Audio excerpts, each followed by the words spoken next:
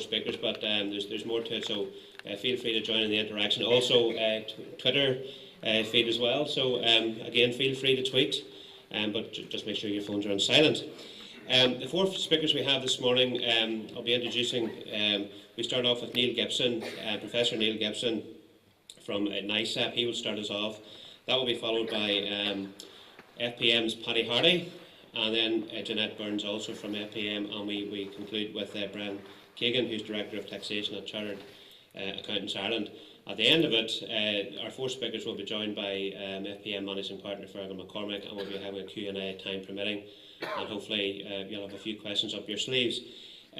So if I asked anyone in the room to put their hands up if they thought this budget was slightly more interesting than usual, I dare say a few hands might go up.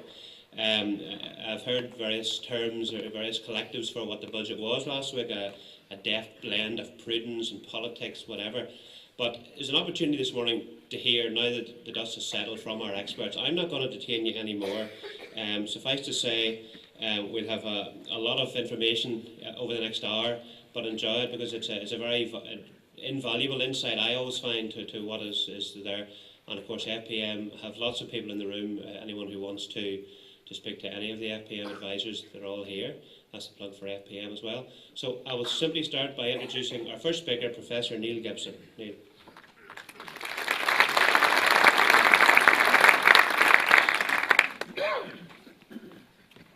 Thank you, and good morning, everyone. Live stream, that makes me a bit more nervous. I have to keep my jokes to a minimum and make sure I don't say anything too offensive in this particular session. I'm going to talk for about the next 10 or 15 minutes, as normal in these sessions, a little bit about what's happening in the economy and what the implications of what we heard last week will be for Northern Ireland. It's a critical time in the economic recovery. We are thankfully enjoying something of a recovery. The real question we need to be asking ourselves is it here to last? Or is this another false dawn? How confident can you be to start investing in your business and hiring more staff and in making plans for the future? So hopefully we'll cover a little bit of that as we go through. I knew I'd pressed the wrong button already. So, the economic context. Globally, a lot of conversations about the Ukraine, the Russian situation, what's happening there. Very important for gas prices, very important for East-West relations. As we enter this tentative recovery, that situation reminds us that we're always at risk of the global trade winds shifting, of pressures out there. We still depend heavily on oil, we still depend heavily on gas. There are still pressures out there. But if I can really summarise this shift in the global mood, it has been that there have been growing concerns around some of the emerging markets or rapidly growing markets that we'd all seen as the great opportunities for economic growth. So the India's, the China in particular, South Africa, Latin America, each of them with their own challenges, be it property price bubbles in China or bank debt or debt levels in China, or be it the interest rate rises that are happening in places like South Africa, the corruption, inflation in Latin America. What's happened is the money markets have become re-energised. It was kind of appropriate as I walked into the studio. The last film that was showed in here last night was Captain America, and that's kind of interesting because that's where attention has switched back to. America, the US, to Germany, to the economies that were a little bit maligned over this recession as being bloated, overweight, not efficient, not effective, and being challenged by these new economies that were growing rapidly.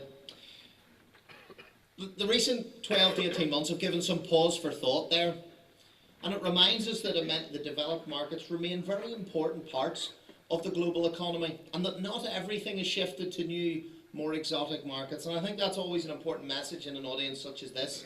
We sometimes hear from advisors, we hear it sometimes in the political circles, that economic growth for Northern Ireland is all about getting out to Brazil, getting out to sub-Saharan Africa, finding new markets. And I wouldn't dissuade anyone from doing that, but there are serious growth opportunities much closer to home as well. And a sale's a sale. So we mustn't ignore our domestic markets or our close to home markets that perhaps have got a little bit of bad press. The economic recovery is relatively good in both Germany and in particular in the US. and that started to get some money and attention back into those markets. The UK is now firmly in recovery mode. That's the quarterly GDP growth. Again, GDP, for those who don't know, think of it roughly as the sum of wages and profits in an economy. So if GDP is growing, you either have more people in work, or you're paying them more, or you're making more money.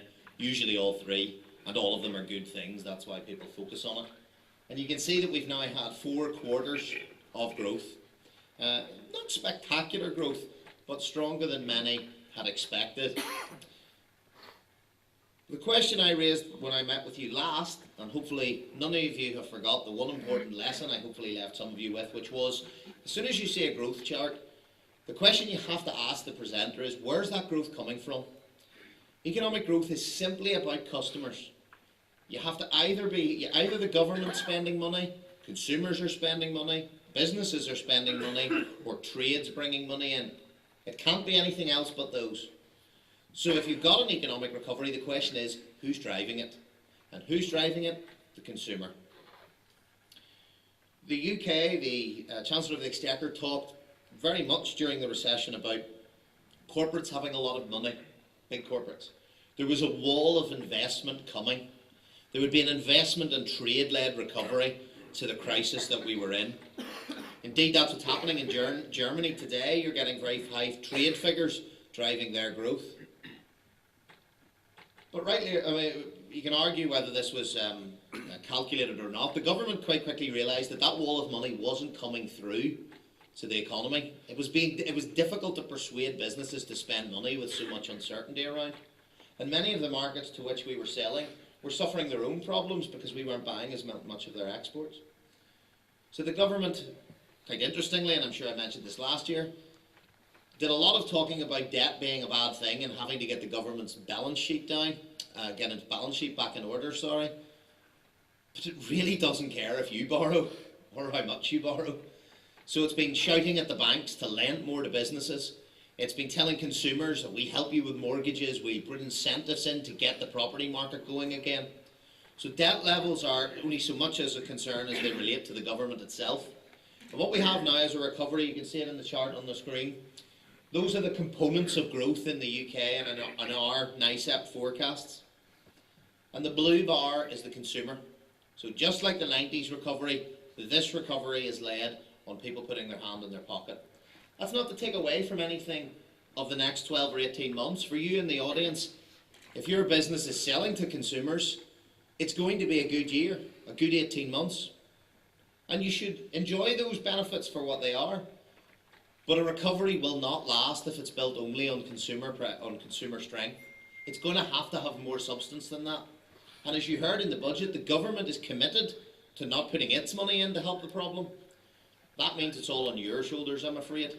Businesses will have to be investing money, exporting more, if we're really going to get this recovery to have any legs and not be an 18 to 24 month boost driven on the back of consumers feeling a little better. So if you're getting money in the next year or two and it's coming out of the consumer and the high street having a bit more money, enjoy it for what it is, but keep in your mind, just at the back of your mind, watch the trade figures, watch business investment, and only when you start to see the cranes going up, you see the new factories opening, you see the new office space being kitted out, only when you see the new houses being built, when you see the ships leaving Warren Point being full of cargo, when you see the trade figures and you see the investment starting, then you'll know that there's more substance to the recovery than where we have now. I don't want to be too disparaging about the recovery in its current guise because it has to start somewhere. And the government has maybe felt that the consumer first out of the traps. It's easy to get the consumer to spend. They've had a tough 5 or 6 years. They're now no longer as feared about their job. They're learning to live with the current pressure they have on their household income.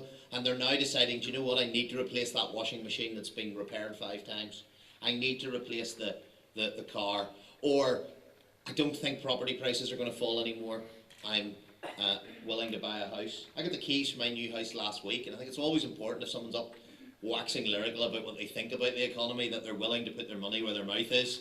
And I certainly was willing to buy a house, and anyone out there who's considering to do it, I would suggest you'll not see a much cheaper time than today.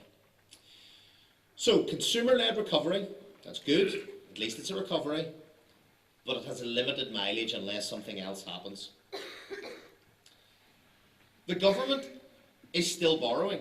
It is borrowing less, and certainly if you listen to the Chancellor's speech, there are many people, even informed people, when I asked my class the next day about the budget, and it's amazing how many people perceive that the UK actually is not borrowing money.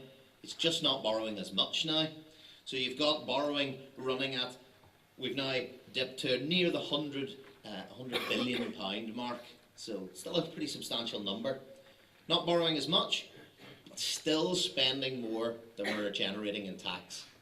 And whether you believe austerity is the right route out of our current problems or not, we can discuss that in the questions if you like. If you believe as a Chancellor that you're worried about the government's balance sheet, it's still not particularly healthy, despite the light touch austerity, as I would call it, that we've endured in the UK. Debt is a percentage of GDP, so how much the government owes in total, so not how much it's running up its debt each year, but its total debt is looking like it's going to peak at something like 80% of GDP. That's pretty high, but it has been higher. And I know we've got a cycling theme today, so the Italians would look at that derisively. Their debt's much, much higher than that. Japanese debt much, much higher. It's not that it hasn't been higher than that, but it's still a number that worries certainly the current government. The real question in political circles, by the way, is whether those who believe that the way to get that deficit down is to spend less. That seems the obvious solution. That's certainly what the current government want to do. And the counter-argument put forward by more Keynesian economists would be actually what you need to do to get out of that is to spend more money. You need to be investing in more things to create productive capacity. You need to put your people to work. If you've got construction workers lying idle like you do in Northern Ireland, get them out there, get them building things, get them working. You're going to need power stations, you're going to need roads. You might as well bring that forward. The government can borrow the money, and if those people are out there working and spending, the so-called money multiplier will generate more income. Interestingly, in the UK, the Labour Party are not actually even taking that alternative stance. You don't really have a choice in UK politics at the moment. Both parties are committed to austerity.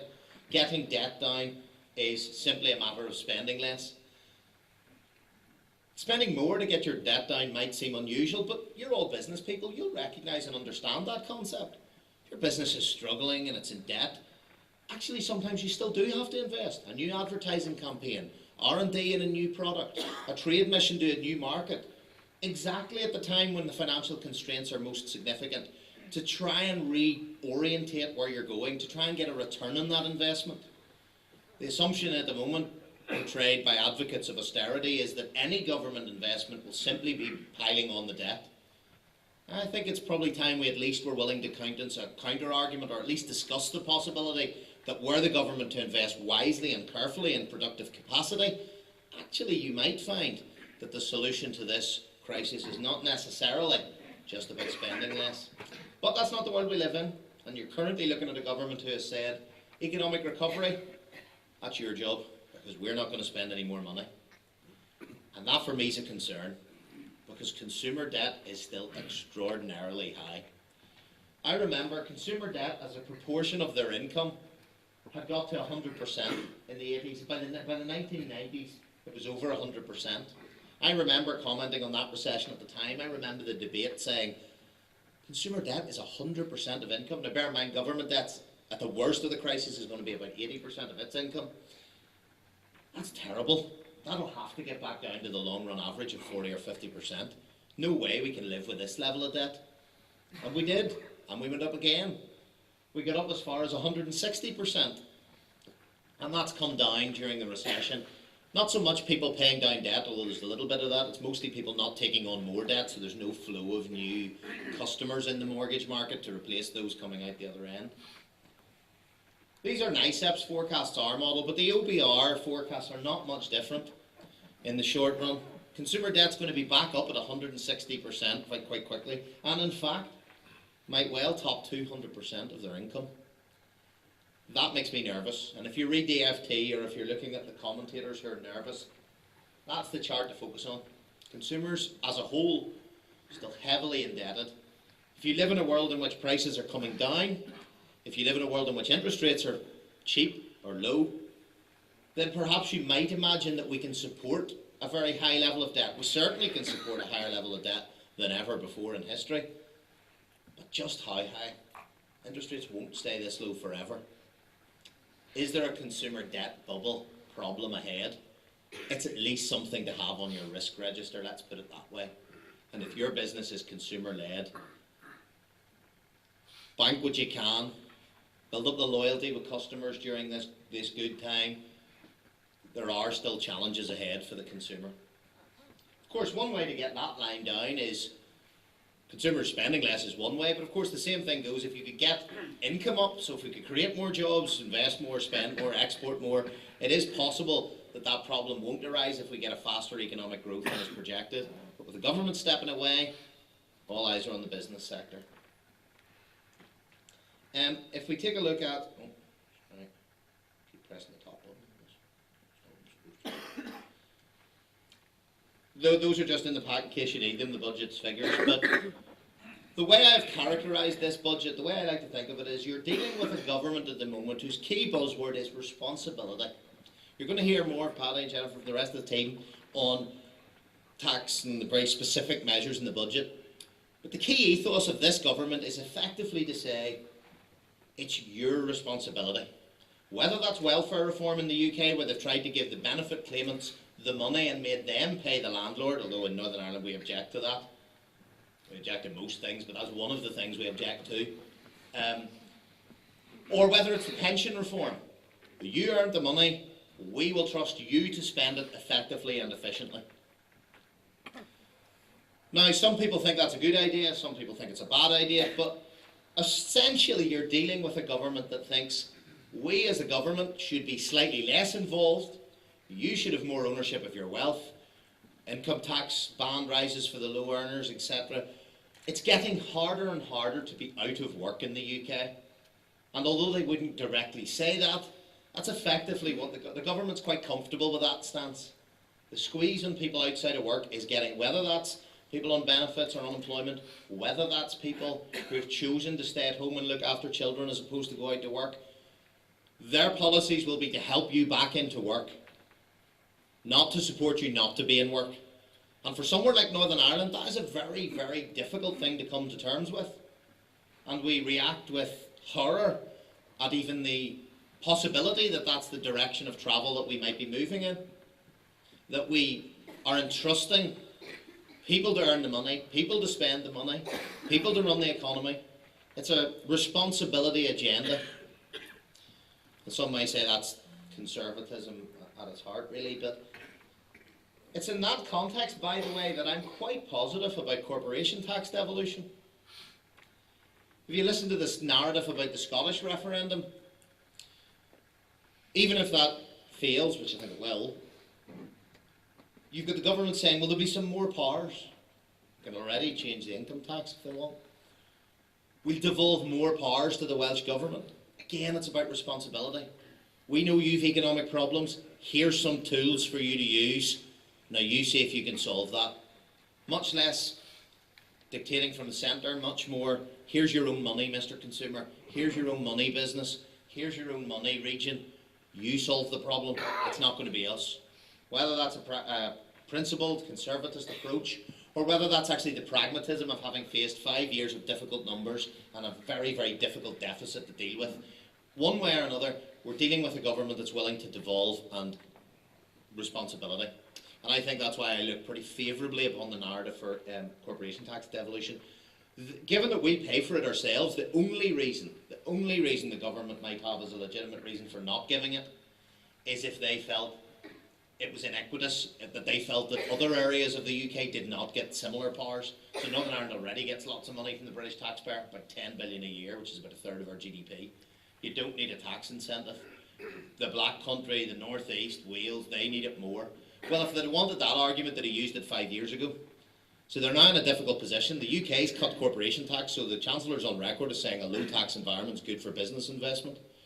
They've talked about devolving powers to the Welsh and the Scots, and have done in some cases, stamp duty, for example. It's going to be very difficult to then turn around and say, yeah, but the one thing you've asked for, you're not getting. So I would be much more optimistic than I might have been 12 months ago. So everything is discussing devolution. Devolving to the university sector in which I work, about fees, about running it more like a business. Again, purists, lots of people find that uncomfortable, find it very difficult. Certainly when I use the language of customers in the university, that's frowned upon in many circles, but ultimately that's what it is. Students, people whose future we're educating them for, they are our customers in one sense. Is Northern Ireland really geared to take on the responsibility? I would suggest that we have some way to go to be able to prove ourselves in that area, and it's going to be on you. It's going to be on you lobbying through business organisations, being vocal, being on the media, talking about what you expect your elected officials to do, because our track record so far is that we found it difficult to make challenging decisions, be it welfare reform, knew it was coming. We said we didn't like the bedroom tax, but we still had prior warning. And what did we do? We were told by Danny Alexander if we didn't put the Welfare Act through, we'd be charged a fine of, I can't remember the figure, I think it's 5 million a month. If you don't put it in, because that's the money we would have saved from Northern Ireland if you'd have implemented it. We didn't implement it, we didn't design an alternative, and we're happily paying the fine. That doesn't suggest we're going to be in a great position if there's more welfare reform to come. I don't think we can stay in that position. I'm not trivialising how hard it is to come up with new, particularly very unpopular policy choices, but we're going to have to be in the world of being able to have that conversation. Very quick point, one thing that's underpinning the small text of the budget is the ageing population.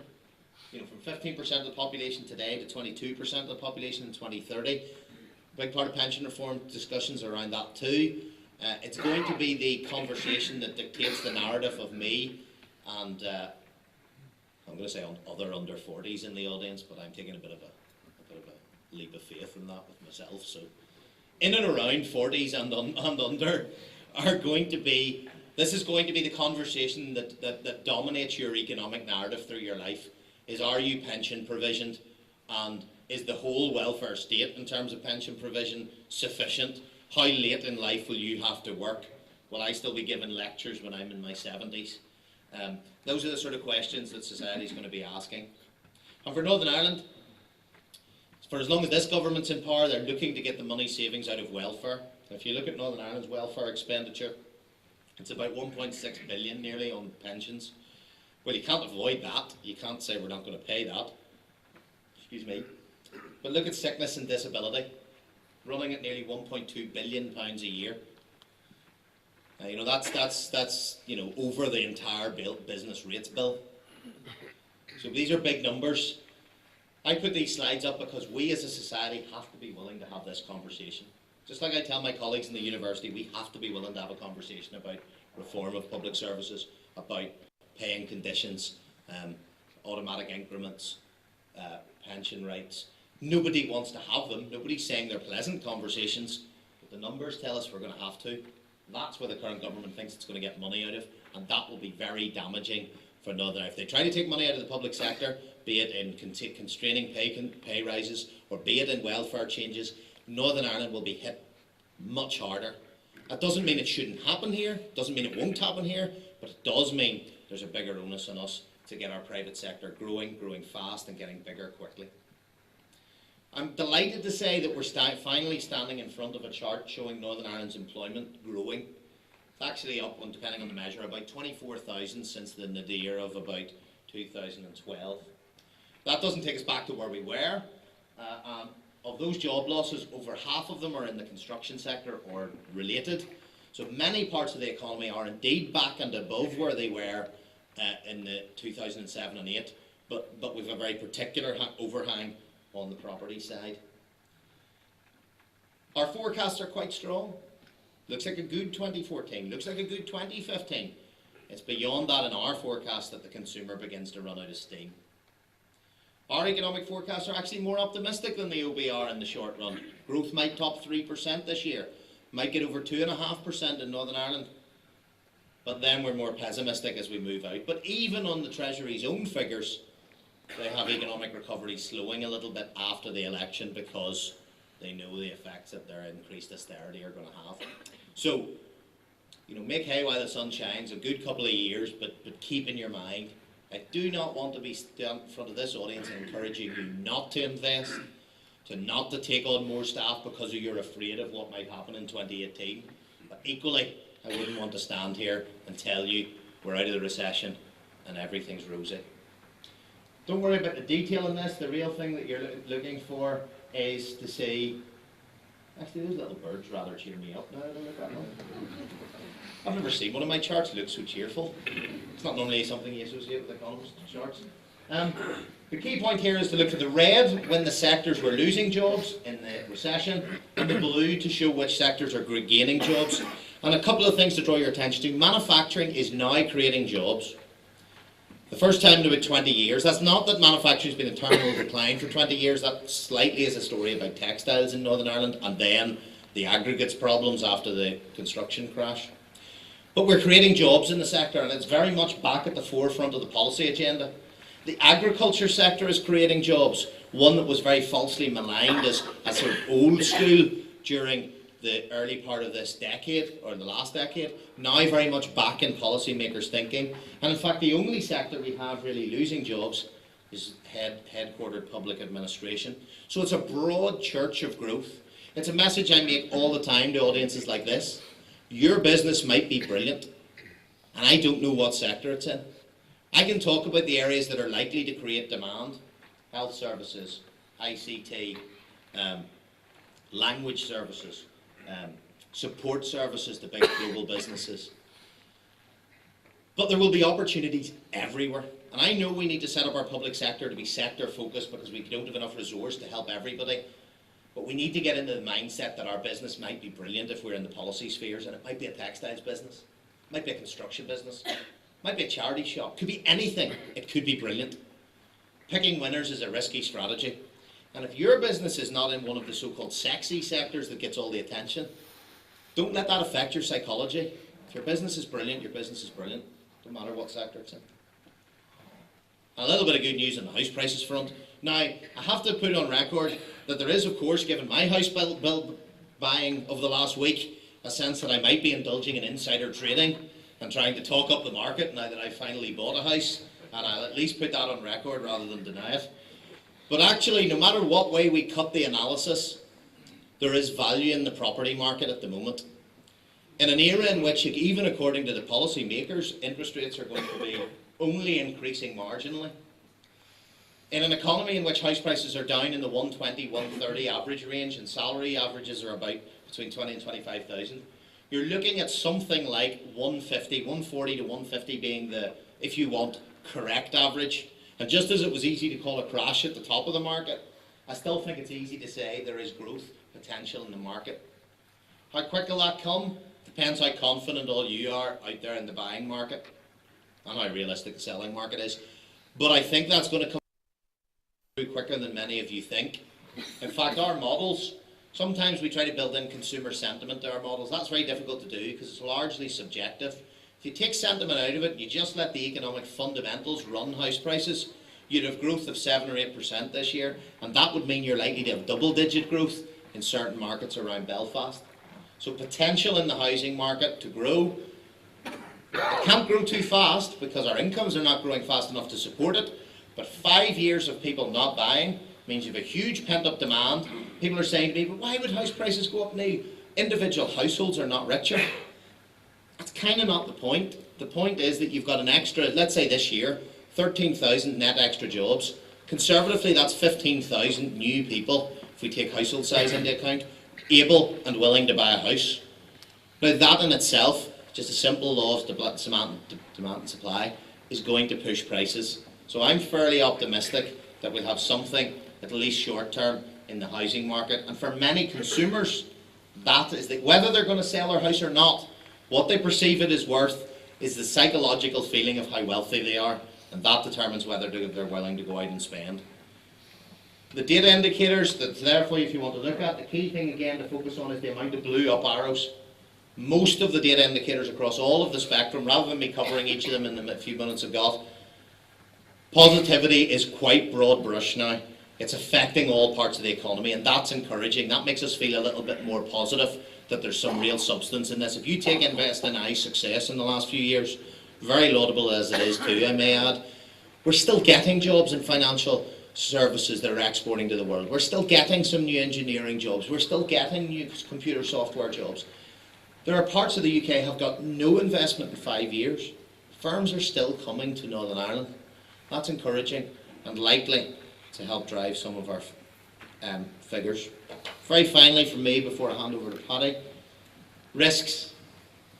Some on the downside and a couple on the upside. Things you need to make up your own mind about. I think in these talks it's important for us to portray the evidence. You might disagree with some of the things I've said, but at least hopefully I've pointed you in the direction of the data that you should be thinking about. I have a fear that the consumer will run out of steam. Not everybody shares that, but unless we see fantastic trade performance and a real investment boom, I think we've got a fairly short-lived recovery. Welcome, nonetheless, but with limited legs unless we start to see some changes. Public sector reform, welfare reform. The whole reform agenda, Simon Hamilton's been talking a lot about reform, about making the public sector the innovator. It is one of our biggest, or it is our biggest business. It employs more graduates than anybody else. So he's absolutely right in saying what it could be, but that journey is tough. There are brilliant, brilliant people in public service. How do we get those ideas forward? How do we get a more innovative and risk-taking attitude within public service? Very difficult to do, but I really, really encourage that we're now seeing some politicians at least talking that language. And it's important that you as a business audience, it's important that me as an advisor, take every opportunity to endorse that language and to support that sort of agenda, because that's the tough kind of conversations. Let's get reform out of being a dirty word and getting it into being a word that symbolises the change and transformation that this economy needs to go through. You will all have done reform in your businesses in one way or another. Let's not shy away from that. Let's be able to take that on the chin and say, do you know what? We can have world-class education, which we don't have at the moment, only in parts. We can have world-class health service. We can have the best statistics in the world, my particular area of interest. We can have the best transportation, the best broadband infrastructure. Let's really focus on what we want to achieve and stop getting mired in, I don't want to see any change, and what about my pension rights, what about... Let's be brave enough to have the conversations. There are still outworkings in the banking sector. There are still bad loans. There are still people struggling with mortgage payments and who are going to be in negative equity for quite some time. That still has psychological scars, and the government is still working hard at trying to encourage lending institutions to have more capital on hand, and that has impacts. We might be able to fund businesses differently. Can we give capital grants? Can we give export grants? Can we give R&D grants? What will survive after corporation tax? Will industrial derating stay? Will small business rate relief stay, which is something we're being asked to look at the moment? Will air passenger duty change? Again, another subject that NICEP's looking at. So those might change the landscape of who we give money to and how. So for you as a business, and I'm sure you do, but I've met many businesses who don't even know what their income streams really are. If you're the CEO or the director of the company, do you know what of your income is coming direct from the consumer? What's coming from government sources? What's coming from credits and incentives and tax systems? Where are your vulnerabilities to future cash flow? And FPM and the advisors, as we know, are in the audience here. That's exactly the conversations you need to be talking about. Where are my risk profiles? Not just what do I need to do this year to maximise my profits, but where am I exposed? Well, what might change the landscape for me? On the upside, I think we'll get corporation tax, that's my personal view. The price of labour and of land and of rent here, the skills on offer, the technology, the broadband access is fantastic. I have some problems with the skills system. I think it's a bit top and tail. We have some good at one end, some terrible at the other. So I don't want to be complacent about that, but there still is a compelling offer. And if we have the same corporate tax as our neighbours in the south and a much more attractive cost base, there's potentially a very lucrative position. Now that carries all sorts of opportunities for Northern Ireland, but for some of you, it might bring new firms to your area that might compete for your staff and for your labour. NAMA being sold, whether it is or whether it isn't, it started to send signals that people are interested in the property market again here. Buy-to-let market starting to grow again. And one little point I always finish with, and I know I sound like a broken record on this, the very last thing I want to say to you all is, if, as I know most of you do, you have staff, please make sure you're communicating to them. It has been a very tough 6 years. Many of them will have had limited pay rises depending on your business sector. Many of them will be feeling now, whether they're articulating it or not, this is my time now. I've stuck with you through all of this. We're now doing well. Where's my pay rises? Wage inflation is going to be a pressure that we're all going to be facing. So keep your staff informed. If they're hearing all this good news, but your own business is doing well, but has still got some distance to go, inform them of that. Staff management communication has been a big mantra of mine during this recession. We need everybody to be pulling together to help our businesses grow, and when we are growing, we need to be able to articulate that message to our staff to make sure that they don't get restless, get unnerved and say, well, what have you done for me lately? I've stuck with you through all of this, where's my payback? So you can expect some gentle, or depending whether the scale of workforce, you might have quite significant wage pressures to deal with, so be armed with the material to have that conversation with your staff. As always, I like to end these things by thanking you for your attention and wishing you all well for the year ahead. The recovery is going to depend on you, not what people like me stand up here and advise on, but actually what you do in your businesses. So the very best of luck to you all, and I'll hand over to Paddy to take you through some of the tax position. Thank you very much indeed.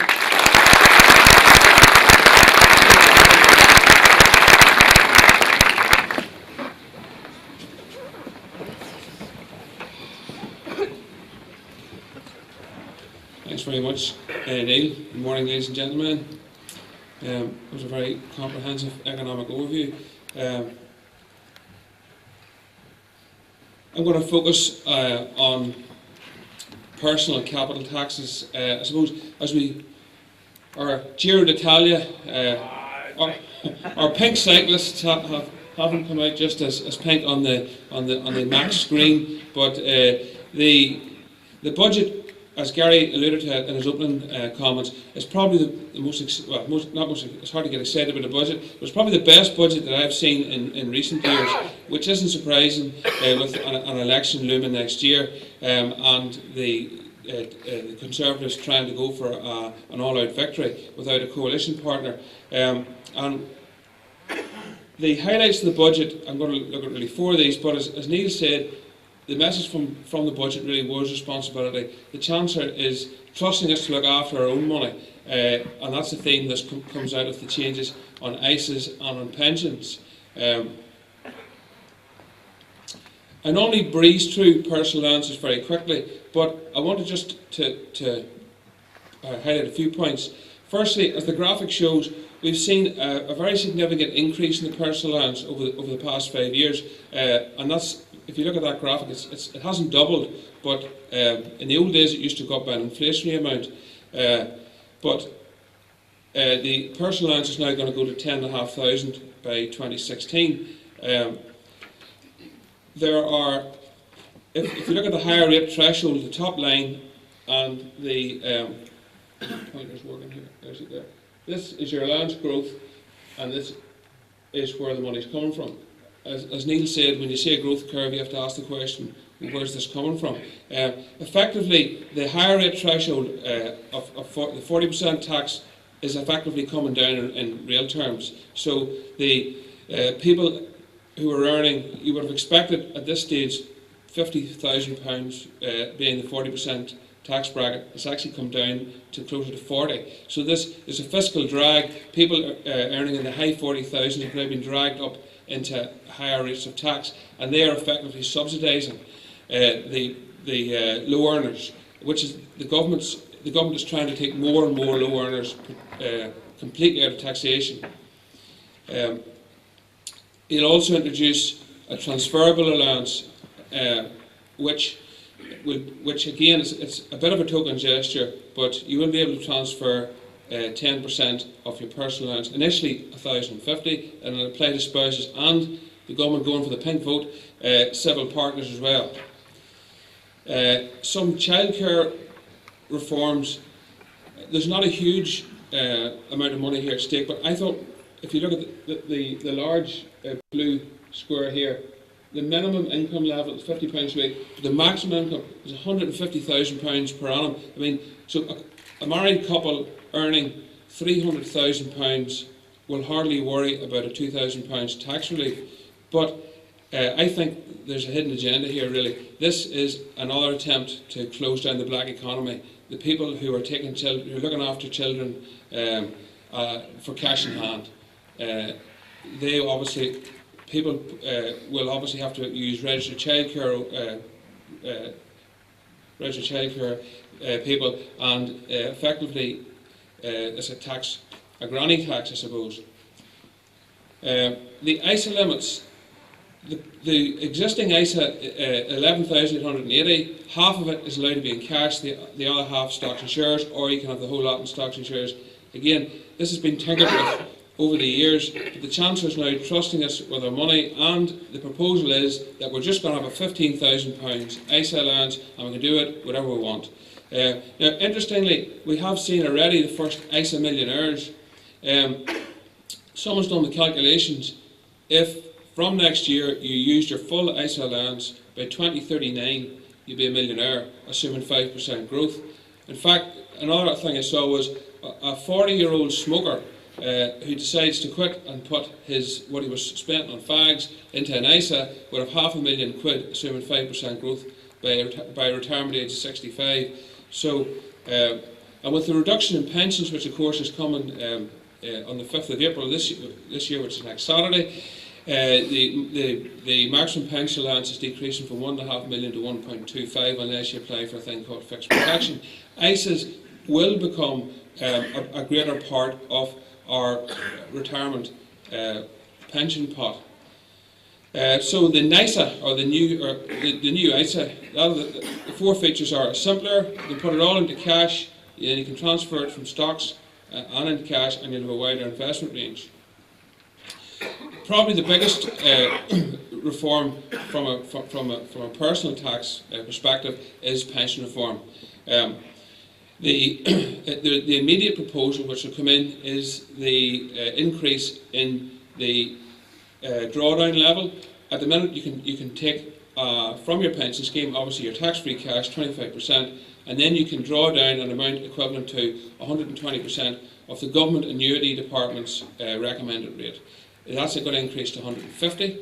The flexible drawdown, you can do that. You used to have to show that you had income of 20,000 per annum, made up of a variety of sources. That's actually fallen out to 12. So the government clearly want you to draw your pension money and spend, which ties back to Neil's point about the consumer-led recovery. Small pension pots can be lifted in their entirety if they are. It used to be 18,000, it's got to 30,000. So the big change, though, will come next year. Pensions liberation. Again, from April 15, it's proposed, it's not in law yet, that those previous drawdown rules in the previous slide, these ones, they will go completely, and pensions will become very, very simple. You will build up a pension pot, which the maximum will be 1.25 million. You then take a quarter of it at retirement, tax-free, and the rest of it you can decide when you want to take it. So effectively, that will let you gauge what rate of tax you can pay. So with the personal allowance, you can effectively take £40,000 a year and pay an effective rate of tax of 15% if you work out the numbers. This is a major change, and for many people, I've seen clients over the years. There's sort of a lot of clients are waver, they're not fussed on pensions. This is going to push a lot of them over the line to say yes. I can relate to that, provided I can take all the money out, provided I don't have to buy an annuity, which you don't have anymore. Of course, this has decimated the annuity market. The Chief Executive of Legal and General this morning said in the Financial Times that he estimates by 2015 the annuity market will shrink by 75%. No one will buy an annuity. An annuity is essentially a gamble that you will live longer than the pension company think you will. Focusing on, just to take this pension reform and look at two not extreme, but one at each end of the spectrum. Take a 47-year-old. Personal pensions really kicked off in the late 1980s. There was a thing called the State Earnings Related Pension, or SERPs, and you were encouraged to contract out of SERPs. A lot of people then set up their own personal pension. They lost interest. Many of them are now part-time workers for maybe home responsibility purposes or whatever, and they're sitting with trivial pension pots. There's millions of these all around the UK. That's why they brought in the trivial pension pot legislation. But somebody sitting at 47 now with a trivial pension pot of 10 grand, maybe they're a part-time worker earning £16,000 a year, and they're looking, what can they do over the next 8 years? Well, if they put £4,000 into a pension, they're maybe deciding, I'm going to save £4,000 a year, do I put it into a pension or do I put it into an ISA?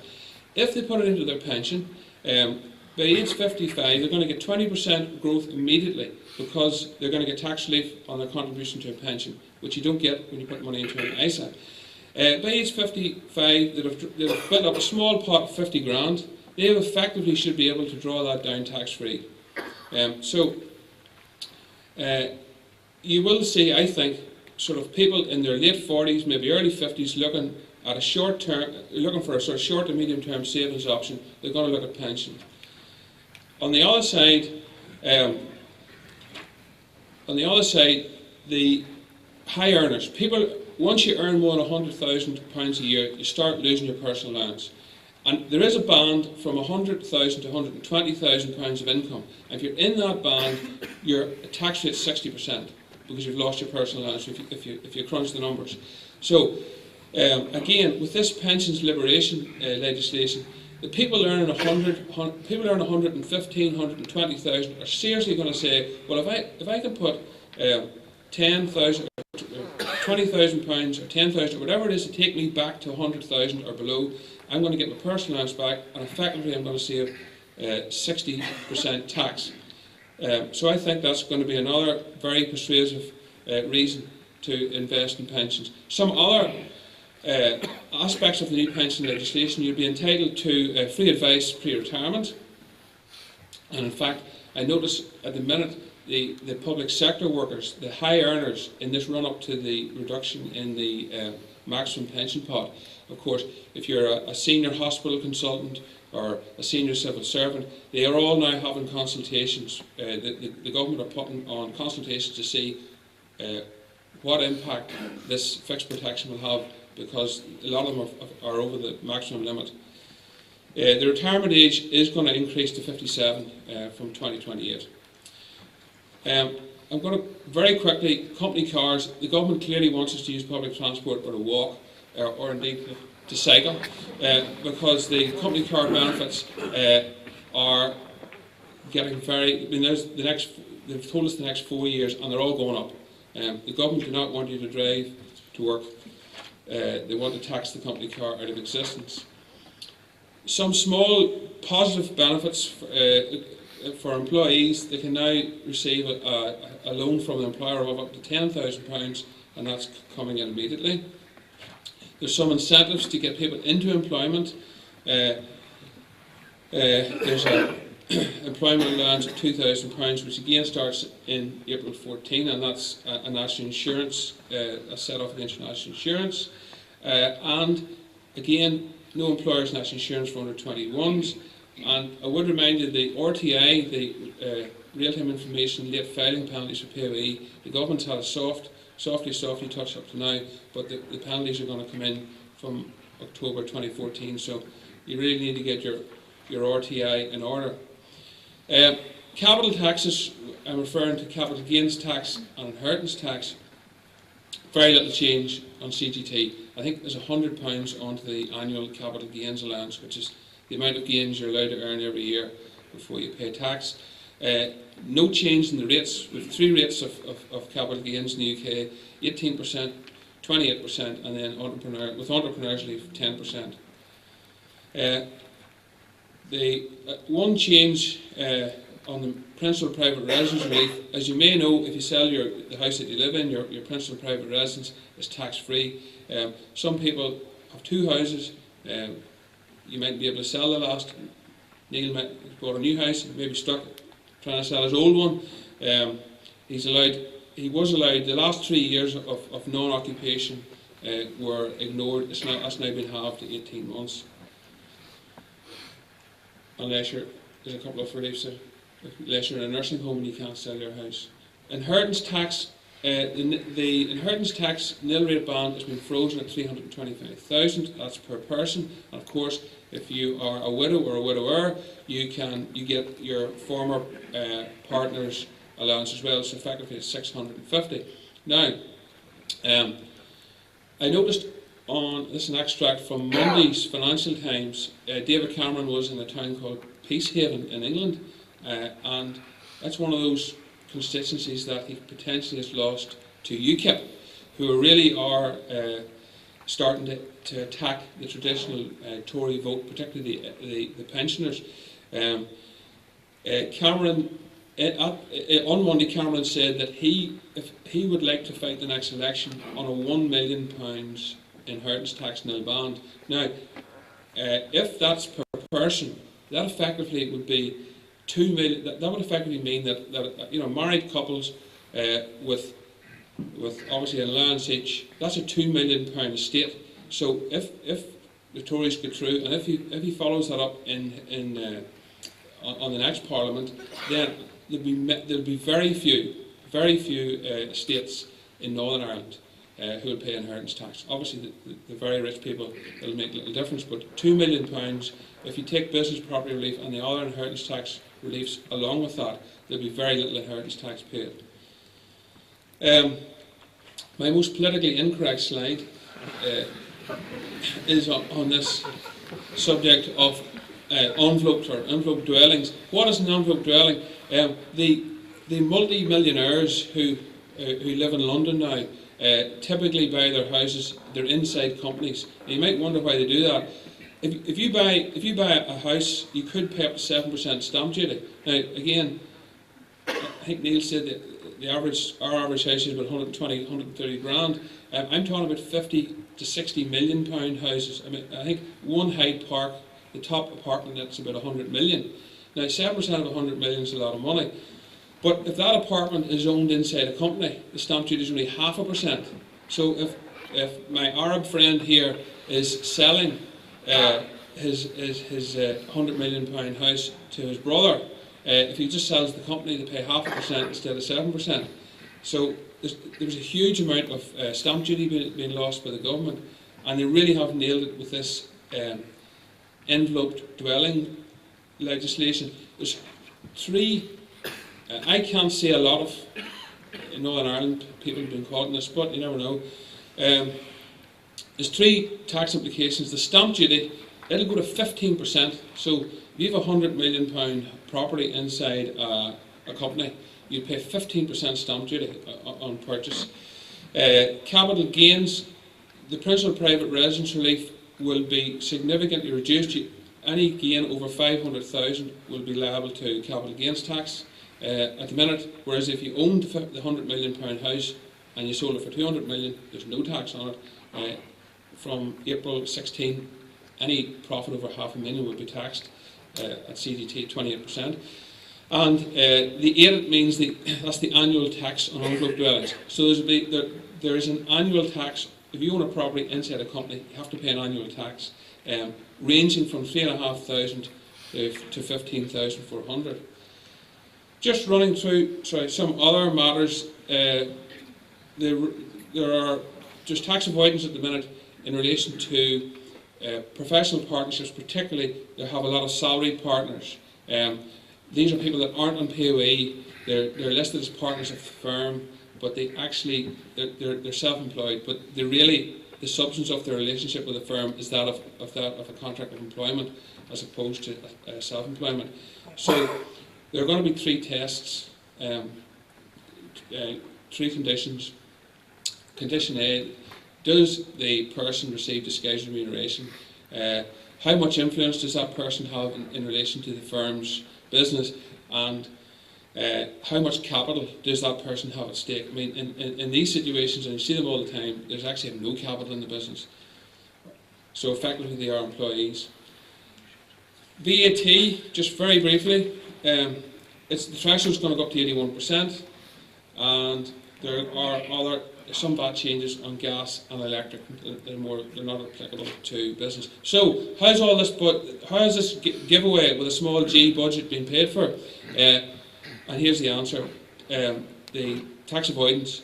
At the minute, the tax avoidance industry works under a regime called DOTAS, which is Disclosure of Tax Avoidance Scheme. That's an acronym for that. Any DOTAS scheme, and this is effectively retrospective legislation, so any scheme that is currently with the government under DOTAS, which is approximately 8 years old, those cases are currently going through the courts. From April, you will have to pay the tax that you haven't paid up front, and then let the cases proceed through litigation with the revenue. The revenue will invariably then continue the delaying of the. There are 65,000 of these cases, by the way, in the UK at present. The Revenue Solicitor's Office estimate is 30 years of litigation in their office at the minute. This is going to delay that even further. The other aspect of this legislation is the follower payment. So if you are in tax scheme A, which is currently going through the courts, and if tax scheme B, which is almost identical to A, is decided upon, then the revenue will be able to use this legislation to make it pay up, because the scheme a similar scheme has been defeated elsewhere. But we haven't got the exact detail of this yet, and again, this is all subject to the finance bill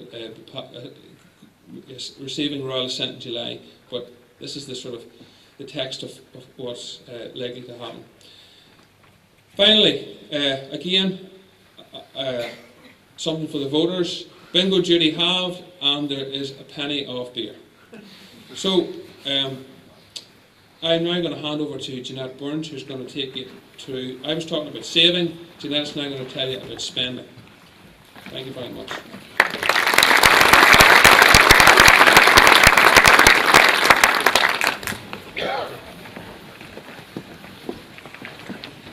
Good morning. For businesses, the focus of this year's budget was very clearly export growth and business investment. Osborne promised in last year's budget that the UK by the year 2015 would have the lowest corporation tax rates of any major economy in the world. 20% is now to become the single unified rate of corporation tax from next year. So this year, the largest companies will pay tax at 21%, falling to 20% next year, and the smallest companies will continue to pay tax at 20%. Now, the Chancellor was very clear in his budget statements that businesses need to spend more to boost growth in the economy and increase tax revenue. Over the last few years, businesses have been very cautious with their spending. So in an effort to boost spending, the Chancellor announced this year an additional tax relief to encourage companies to spend more on capital. The doubling of the annual investment limit, or annual investment allowance, to £500,000 and the extension of this tax relief to December 2015 will help both incorporated and also unincorporated businesses. From April, businesses can now get 100% tax relief on capital spending up to £500,000. Now, if your accounting period straddles April 2014, the new tax relief will be time apportioned. So, for example, if you have a December 2014 year end, your total allowance will be £437,000, £500, and that's 3/12 of the existing £250,000 allowance. That's for the 3 months January to March, and then 9/12 of the new £500,000 allowance. Now, the rules actually for this are going to be quite tricky. Once you've established your overall allowance, you also then need to ensure that your claim in the months leading up to April 2014 do not exceed £250,000. So the timing clearly for all businesses this year is going to be critical if you want to maximise your tax relief. So say, for example, again, you have a business with a December 2014 year end, decides to buy machinery worth £400,000. Now, if that company buys the machinery today, The maximum tax relief they can claim is £250,000, and that maximum actually assumes that they've spent no money at all on plant and machinery from the 1st of January. Now, if on the other hand the company waits until next week to buy that piece of plant, the company will be entitled to a £400,000 annual investment allowance, 100% tax relief on £400,000.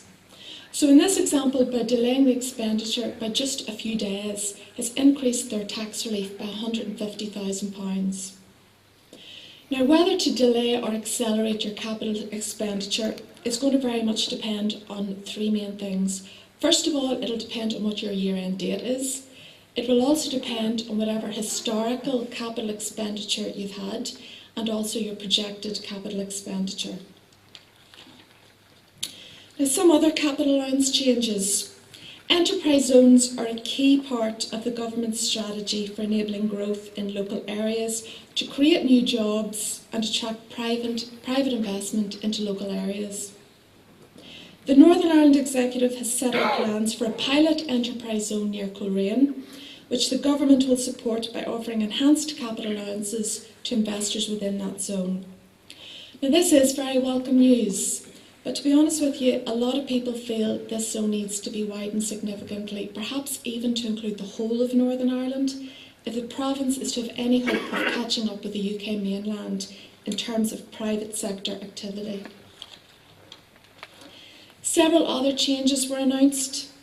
Business premises renovation allowance has been clarified. And for those of you who don't know, this allowance was introduced a few years ago, and it basically gives 100% tax relief for the costs incurred in bringing back into use a building which has been unused for more than 12 months. Now, the new announcements narrow the definition of expenditure which qualifies for this relief, as well as removing some uncertainty with some of the existing rules, as I think the Revenue felt some of them were being misinterpreted. Government has also extended the enhanced capital allowances for zero-emission goods vehicles, and this has been extended to March 2018. And the list of designated energy-saving and water efficiency technologies, which also get 100% capital allowance relief, will be updated this summer, during the summer of 2014. And just a final point, thought it was worth mentioning there, particularly for any solicitors there might be in the audience. From April, on the purchase or sale of a commercial property, integral plant within that property now needs to be separately identified and pooled before the contract is signed.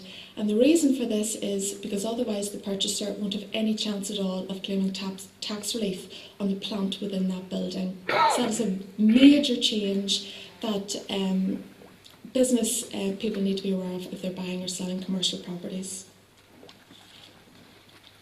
Now, last year, perhaps the most talked about budget change was the patent box, which we all are aware of, gives companies 10% tax, and research and development tax relief. Now, currently, for every £100 a company spends on research and development, they can get a tax deduction against their taxable profits of £225. And if the company is loss-making, it can surrender some of those losses to the Inland Revenue for a tax refund or a refundable tax credit. Now, the government has been very consistent over the last few years in its support for research and development. And this year it has increased again tax relief for those companies that aren't paying tax but are making losses but are involved in research and development. The change announced last week increases the refunds now available to SMEs from 11% to 14.5%. And just the definition there of SMEs who do qualify for this extra relief. So to the extent that there were any real surprises in the budget this year for businesses, there weren't perhaps a great deal. Most of the changes announced were in the personal tax arena, with major emphasis on rewarding those who have saved and also trying to encourage further saving. Nevertheless, the package of business measures which were announced, in our opinion, are going to have a very positive impact on Northern Ireland businesses. So if I could just pass you now on to Brian Keegan. Thank you.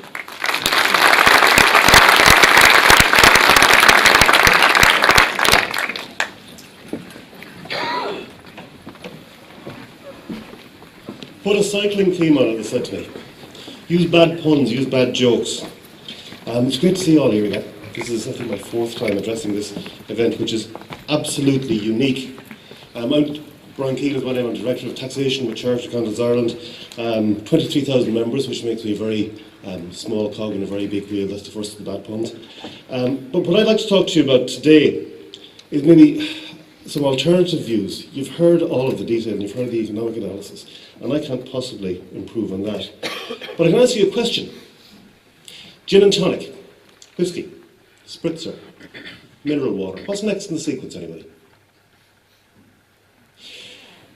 It's one of the very few occasions when the Chancellor of the Exchequer is allowed to bring strong drink into the Houses of Parliament.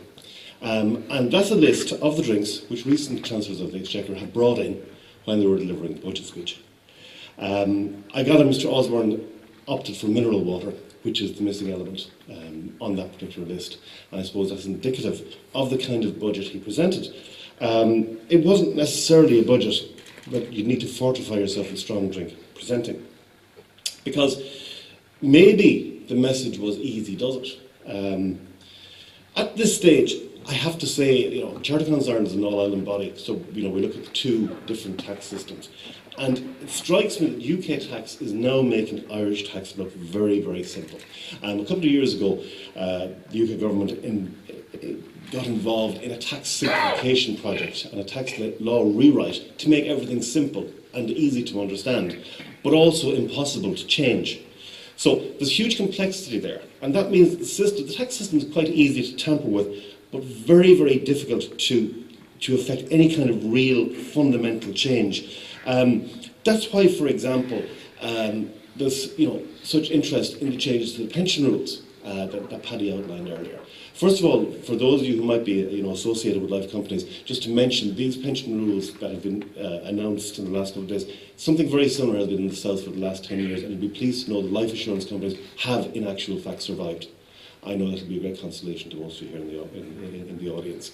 There is an assurance from Mr Osborne that nobody is going to have to pay an annuity. That was the original thinking down in the South as well, and then people realised, well, actually, if you let that happen, people are going to end up poor. Incidentally, it was only the self-employed in the South that were allowed to opt not to buy an annuity initially.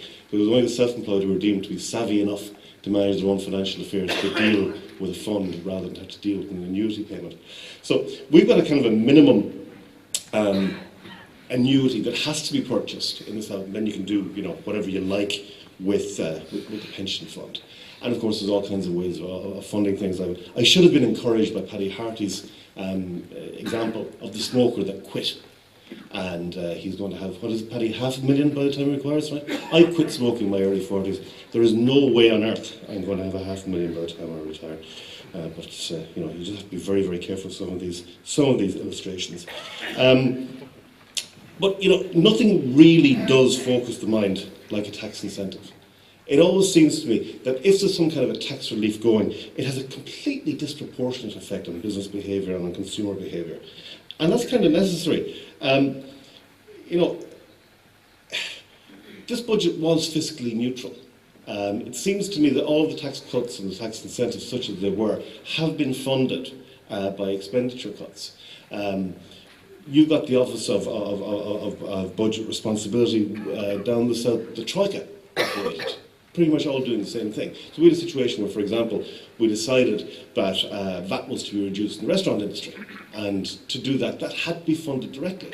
So what happened was that the capital value of pension pots were challenged. So you had the bizarre situation where pensioners were being prejudiced in the interest of the price of a fillet steak. That was one particular take on it. But that's the kind of equation that's going on at the moment, that you can't get anything for nothing, not even if, as the FPM experts have explained to us, if it's something that could genuinely be of benefit to business.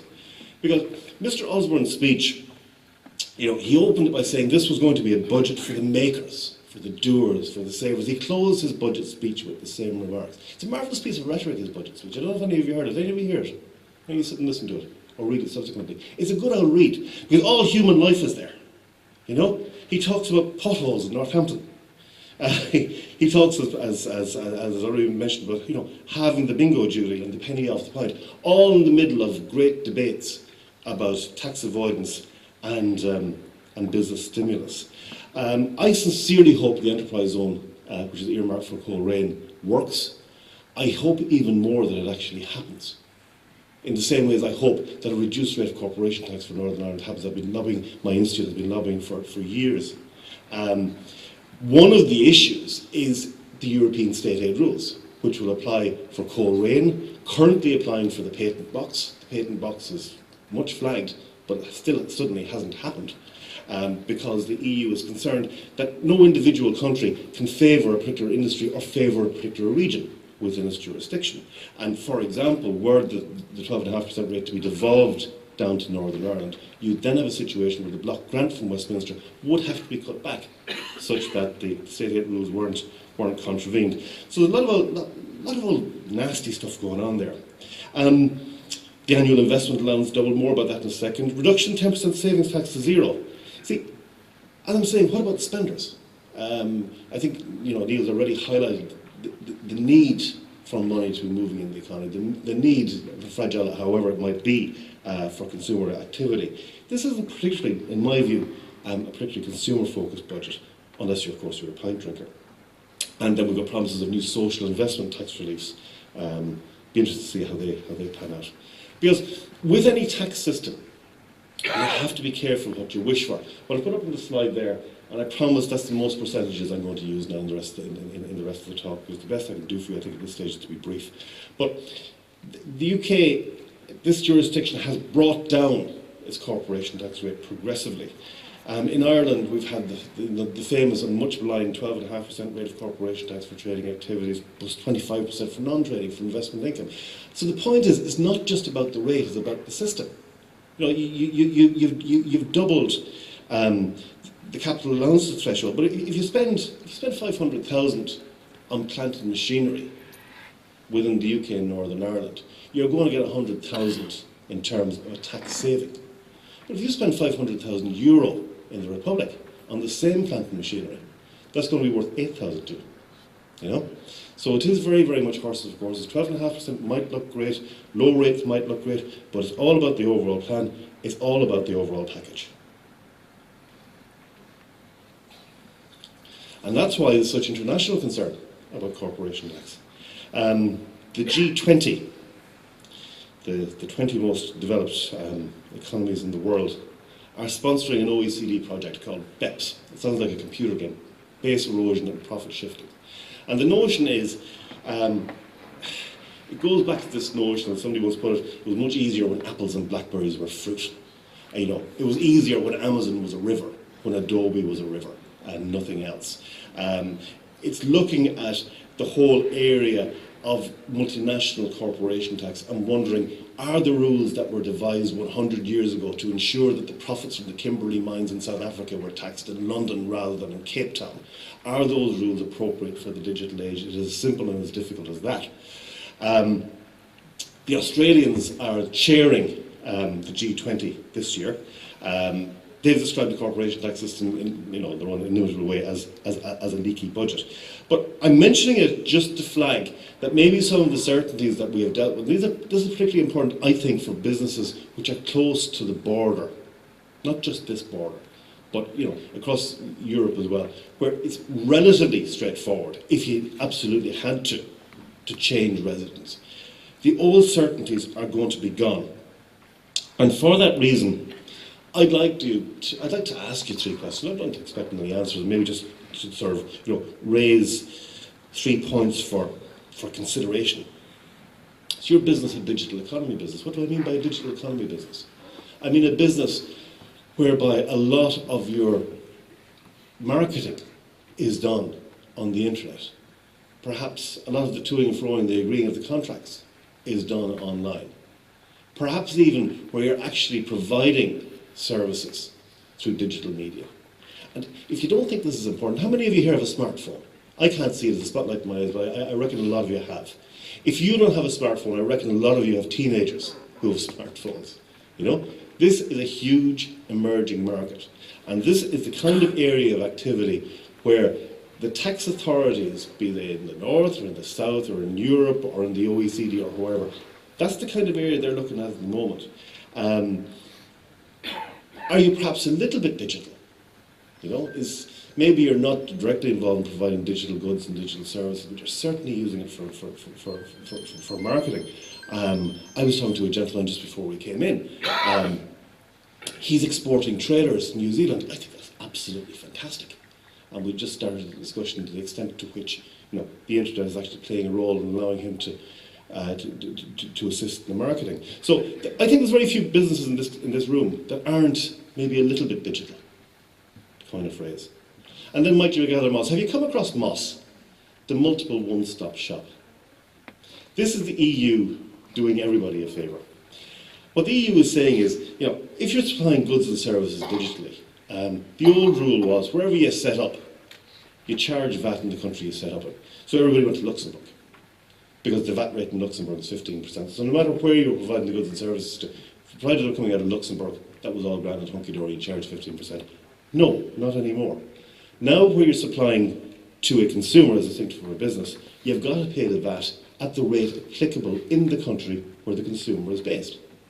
So if some kind of a digital service, take a random example off the top of my head, maybe some kind of a digital download of music, is being sold from Luxembourg to here in Uri, or from Luxembourg to Dublin, it is the VAT rate, which is otherwise payable in Uri or in Dublin, that company is going to have to pay, not the 15% Luxembourg rate. That's going to change the landscape. It's going to make it easier to attract in digital economy countries. And that's nothing to do with any individual government policy, that's EU policy. That's the kind of MOS, this multiple one-stop shop, as they've catchily called it, I'm referring to there. Because it does seem to be kind of standing back from the tax environment. And again, another bad cycling analogy, but hopefully a kind of a serious one. Have any of you come across the Copenhagen wheel? The Copenhagen wheel has been developed in the Massachusetts Institute of Technology. And it's a deadly yoke altogether. So what it means is, you've got your bike that you know and love or hate, but you buy a new wheel for it. And the wheel is a smart wheel. And the wheel can be charged because it's got its own motor. And you put it onto your bike and you cycle away, and the wheel knows when you need a little bit of a push up the hill. Or indeed when you're going downhill, and it can charge up its batteries. And instead of bringing a bicycle pump, the really important thing to bring with you when you're cycling is your smartphone. Because you can control the Copenhagen wheel with your smartphone. So what I'm suggesting to you is that all of us in the room, whatever kind of bicycle of commerce we're riding, we're going to have something akin to a Copenhagen wheel in the next 5 to 10 years. We cannot get away from the digital economy. We cannot get away from the notion of online provision, of marketing or order gathering of goods and services. And what I'm suggesting to you this morning, keep an eye out for what's going on there. See how it might actually inform what you're going to do. There's already been plenty of comment about the incentives for innovation. I don't need to dwell on those any further. I don't even need to dwell any further on this forthcoming, I gather, major cycling event or something of that nature, Paddy, would that be right? It's always a pleasure to speak here because this is quite a unique event. It's great to see so many familiar faces. I hope that's been of some interest to you, and I'll be glad, as I'm sure the rest of the panel will be, to take any questions you might have. Thanks for your attention.